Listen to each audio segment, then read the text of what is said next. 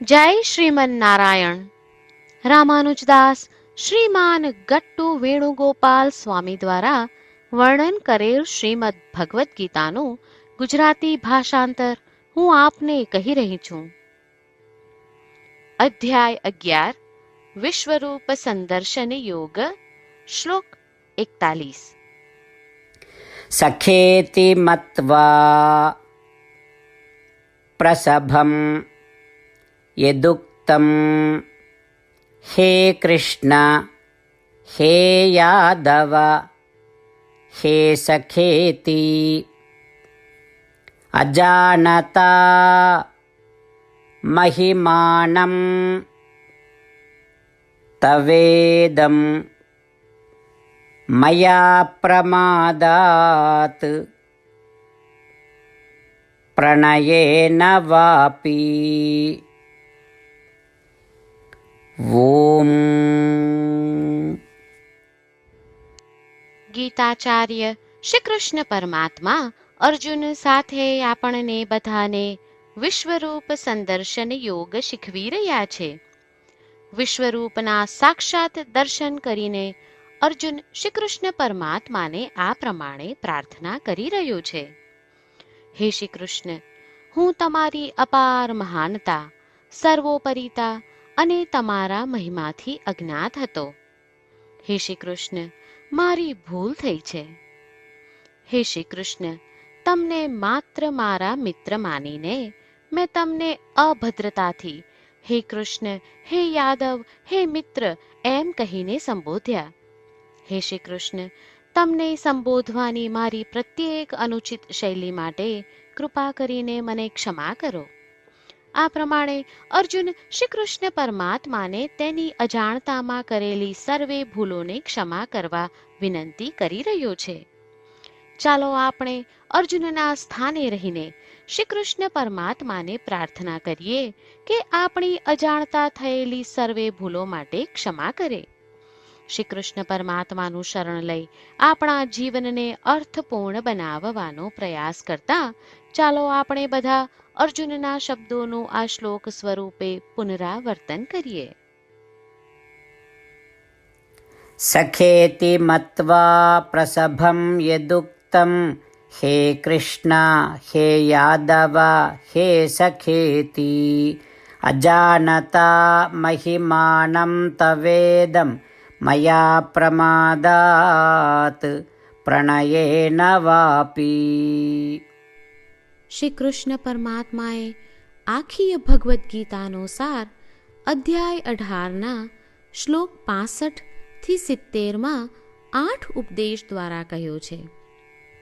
શ્રી કૃષ્ણ કહે છે, જે મારા આ 8 ઉપદેશ અનુસરે છે તે મને પ્રિય છે.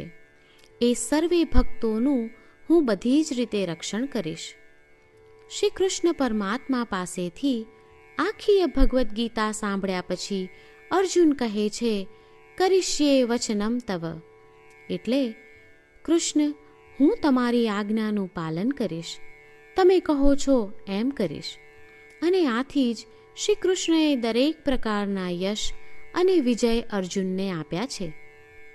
તો ચાલો આપણે પણ પરમાત્માને 8 વાતો પાળવાનું વચન આપીએ. પરમાત્માને આપેલા વચનથી મોટી કોઈ પૂજા, તપ કે યજ્ઞ નથી. 8 પ્રતિજ્ઞાઓ જે આપણે લેવી જોઈએ તે હું હવે કહું છું. આપ સૌ પણ એનો મન અને હૃદયથી વિચાર કરો.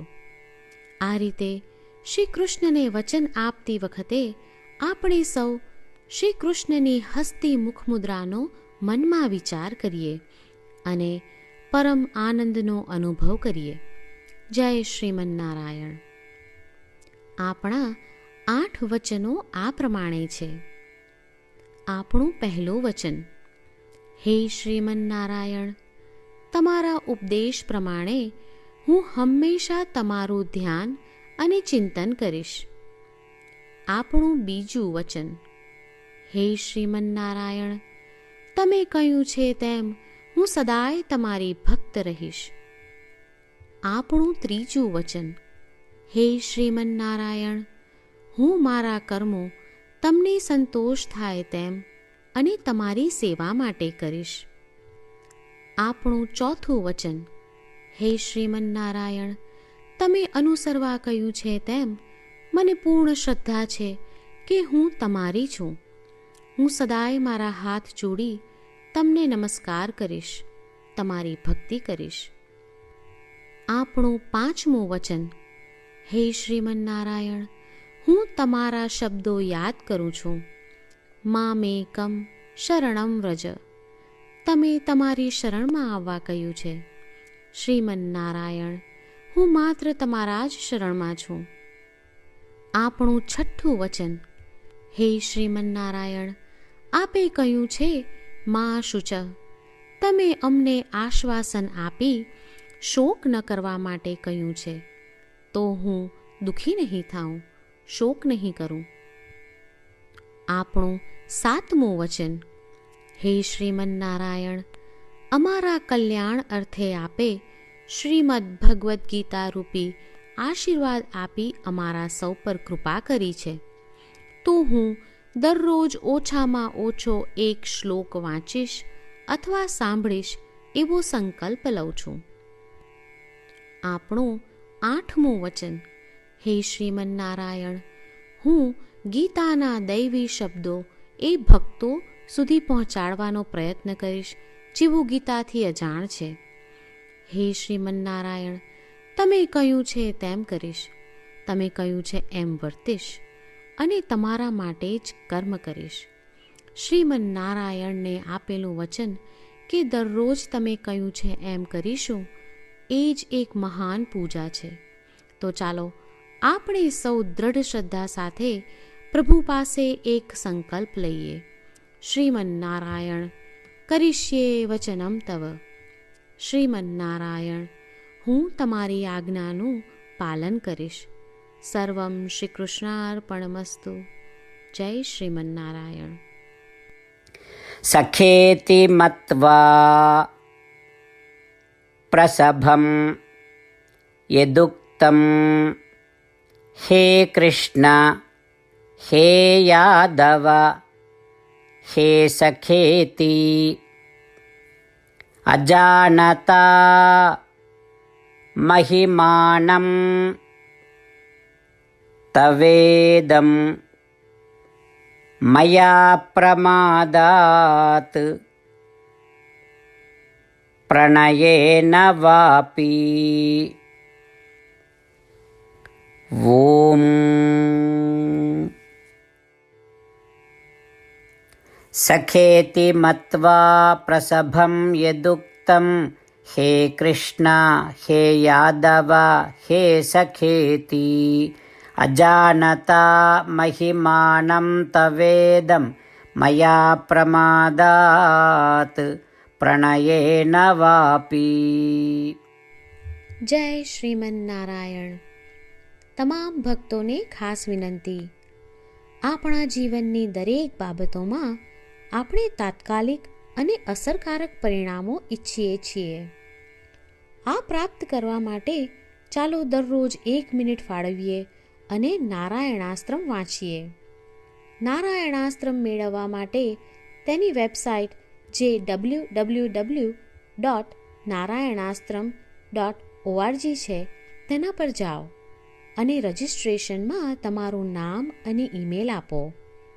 તમે આપેલા ઈમેલ પર તમને નારાયણાસ્ત્રમ PDF પ્રાપ્ત થશે.